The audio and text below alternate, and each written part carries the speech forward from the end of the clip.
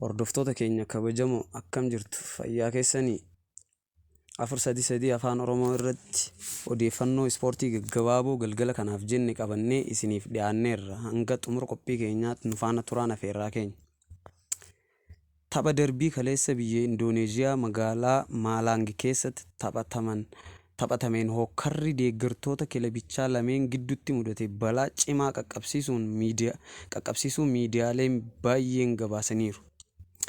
Waldhabdee kanaanis lubbuun namoota 200 ol ta'anii darbuun ibsameera. Muummeen ministeera biyya Indooneeziyaa gadda cimaa isaanitti dhagahame ibsuun guyyaa har'aa alaabaan biyyattii gadi bu'anii akka oolan taasisaniiru.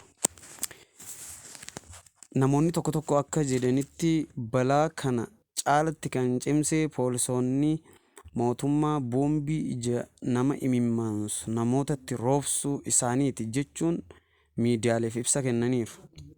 Ogeeyyii fi jaalattoonni kubbaa miilaa addunyaa hundi gadda isaanitti dhagahame ibsaa oolaniiru. Ammoo dubal'inaan.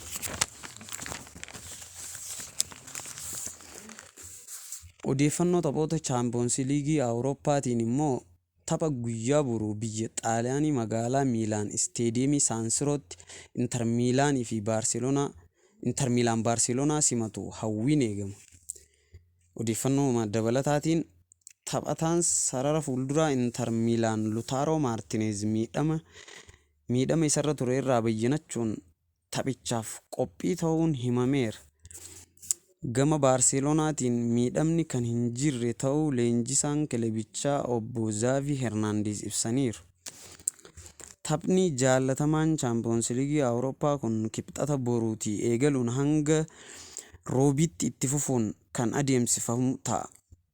Odeeffannoo jijjiirraatiin taphataan mootorri sarara gidduu kilabii Wolverhampton Wanderers Ruben Neves gaafii si fudhannaa Manchester United fi Liverpool dhiyeessaniif harkatti kuffisuun gara Baarseloonaa imaluuf wal ta'uun gabaafameera.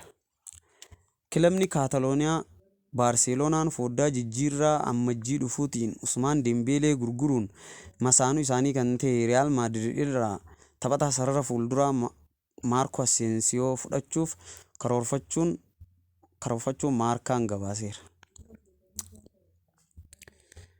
Leenjisaan haaraan Cheelsii obbo Girahaam Pooters taphataa sarara fuulduraa Cheelsii kan yeroo ammaa Inter Miilaaniif taphachaa jiru Romeeluu Lukaakuu gara kilabichaatti deebisuuf fedhii akka qabantu himame.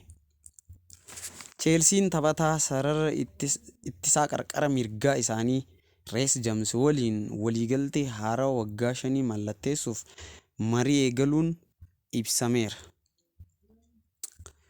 Egaa hordoftoota keenya kabajamoo odeeffannoon ispoortii galgala kanaaf jennee kanumaan goolabna. Qophii birootiin hanga walitti wal arginutti nageenyi keessan haa baay'atu. Ani Idris Muusaati.